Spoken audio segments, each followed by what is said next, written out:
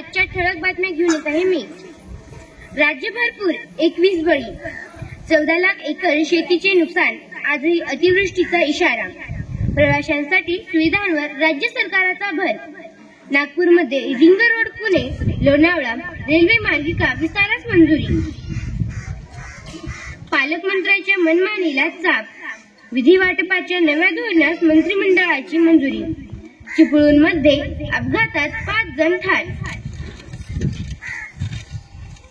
महाविद्यालयीन विद्यार्थिनींना दरमहा 2000 रुपये।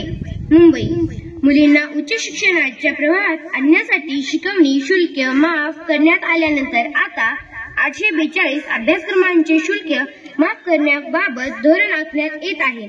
कमवा आणि शिका योजनेअंतर्गत विद्यार्थिनींना दरमहा 2000 रुपये दिले जाणार आहेत।